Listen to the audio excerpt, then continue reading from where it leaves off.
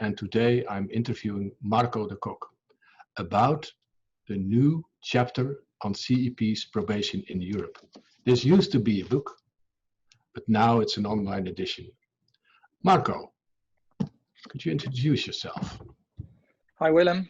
Thank you for having me. I'm very happy to have the opportunity to talk about the journey of developing the next new Dutch chapter. I'm Marko the Cook.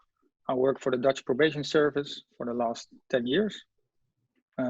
At the moment, I work on a project that has to deal with the enormous amount of pre-sentence reports and community services that have piled up due to the Corona lockdown.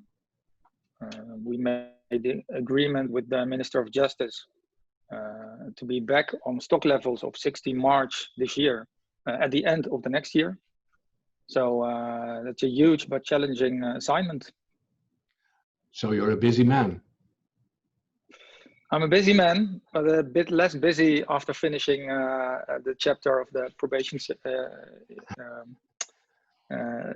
probation in Europe. Yeah, I can imagine.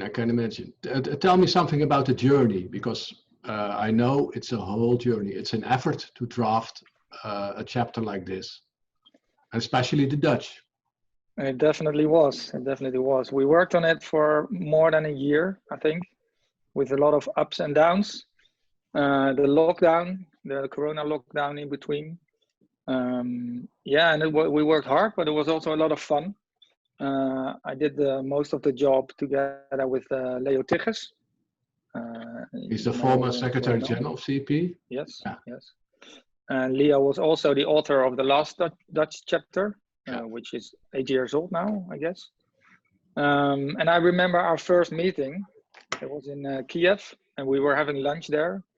And that's where he convinced me to do the job together with him this time. And well, it was more than a year ago, and we thought we could do the job in several months. So he convinced me, he motivated me to step into the project, and we made a very ambitious planning. Leo is very good at that, motivating and stimulating. So I thought, yeah, let's do it. We can do this in a few months. And in the beginning, when we got back home, we were progressing really steadily, worked really good. Yeah. We could get a lot of information and we could put it in a format. But then came the stage of fact-checking, making the story more comprehensible, more fluent, filling in the gaps. We had to gather a lot of information from colleagues. And that stage took us a long time. But we also had a lot of fun in this time because we both, Leo and I, live in the same city. We live in Leiden, the city of discoveries, it's called.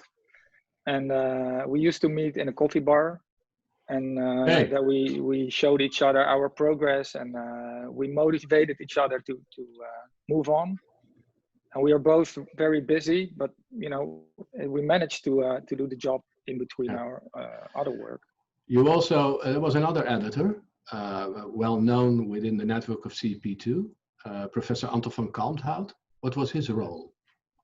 Well, he wrote the legal paragraph, and of course he reviewed the whole chapter for us and gave us a lot of good feedback. And after Anton, you know, gave us his feedback and wrote his paragraph on the legal part of the chapter, we were ready to expand the network of reviewers, and we also asked our colleagues from the probation service in the Netherlands, you know, our policy makers.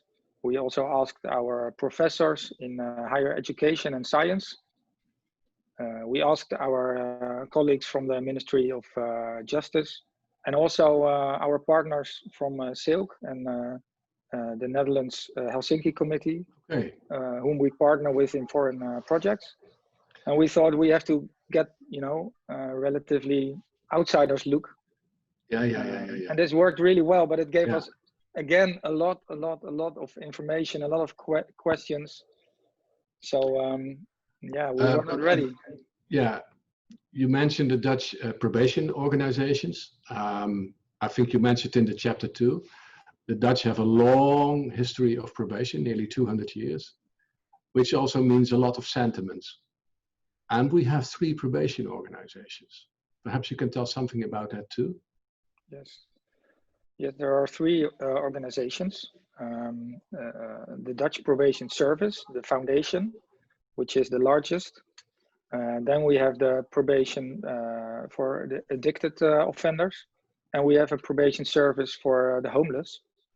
And well, we work more intensively together over the years. So it's really working really good. And in writing this chapter, we were also joining together. Okay. So that worked good. Yeah. Yeah. I'm quite familiar with that, as you know, but the homeless is taken care of by the Salvation Army, which is quite special in Europe. The Salvation Army providing probation. Okay, yeah. Looking to the chapter itself, are you satisfied? Well, yeah, I think if you look back to the old chapter, which was 8 years old, it's not just an update.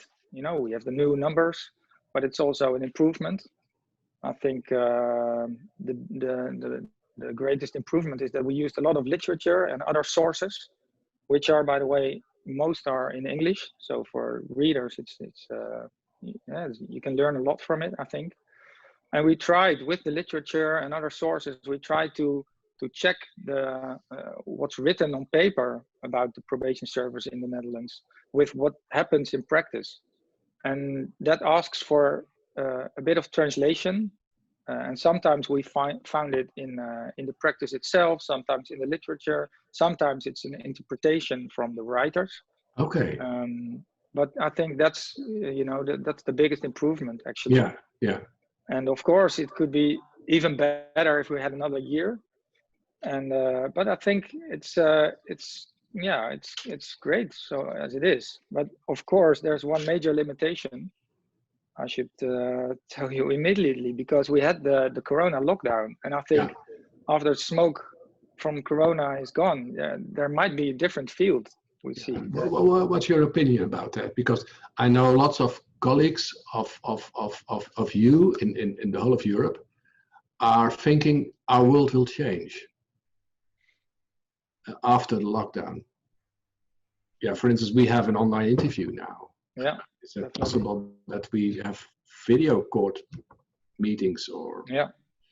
Well, I think for the probation service, it counts the same. I think for example, the community service, we have such a huge amount of community services, offenders waiting to do their community service.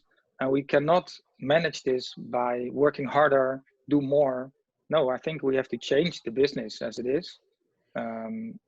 For example, now we are used to we have 1,600 different projects where people can do their community service. We customize. We put a lot of effort in a good match between the offender and the project. But this is not possible anymore because of the big numbers. So we have to think different. We have to make more efficient processes, and we have to look for bigger projects ready to work. And we can put people on the projects, and only if it's not possible, then we look for a customized project. And this asks for not an expansion of the workforce, but also on a different way of thinking about it.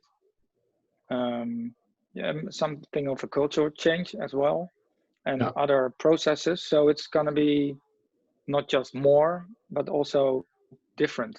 It's going to change. In that sense, I'm looking forward to the update. Yes, I can imagine. But I think everybody is. You hear all kinds of stories about that. Lots of people in the community service worked in elderly homes, for instance, and that is a huge problem. Yeah, a lot of projects shut down or could not have the same amount of offenders anymore. So it's a huge problem. Going back to this version of the Dutch chapter of probation in Europe, what is typically Dutch in probation? What did you find typically? Well, of course, we also viewed the other chapters to learn what should we write, how should we do it. And I think what's most striking about the Dutch probation service is what you already told. There are 3 different probation services. And another thing is that I think we have a really special position in the justice chain. We are independent.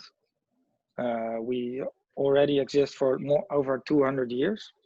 And well, we have a special position. We are there, the whole justice process from the moment the offender, from the early arrest, we call it early intervention, just after the arrest until after the sentence. And we are the only organization that's involved with the client the whole process. So it's special, and you can see our position in the media. For example, we have an independent voice there. And another example is that there's now the Minister of Justice has called this committee for innovation, because also the minister thinks things have to change because of the coronavirus. We cannot do this job the same. And our general manager, Johan Bak, is the chairman of the committee. Yeah. So I think that you can see in signals like that the probation service has a standing, has its own good position. Yeah. And that's special. Yeah, but as you said, it's embedded in the network, a very close network as far as I know. Yeah. By the way, I think what you're mentioning is important for the other members of CEP too, to share that information, to share experience, how we start up, how will be, let's say, probation 2.0, the next generation. That's what lots of organizations now are facing. How do we deal in the future with all our work, our important work? Yeah. Marko, we're coming a bit to an end. What's next? What would you like to do with the chapter? I think first we're going to share the chapter with our partners, the link from the CEP website. And next is that the idea that came up with Leo during writing, because the chapter is, it's over 50 pages, and it's not, we have this format, which is really useful because you can compare the different countries, but it doesn't read very fluently. It doesn't read really nice. So we want to make a brochure, less long, a bit shorter, and a bit more fluent. And we're going to share it with the education, for education purposes, and maybe for the projects we do abroad, in the Ukraine or other countries. It might be, a product where you can, people who are not familiar with the system can read easily about the probation service. And still we have the bigger chapter, of course, for insiders. So that's the plan. We haven't started yet, but because, the coronavirus is asking all our energy, but we will do that later this year, I guess. Okay, good. Last question is more or less, Marko, you mentioned Leo and Anton. Are there other people involved? Well, if it's the last question, I definitely have to thank Tony Grapes. Okay. He participated. It was an idea from Leo.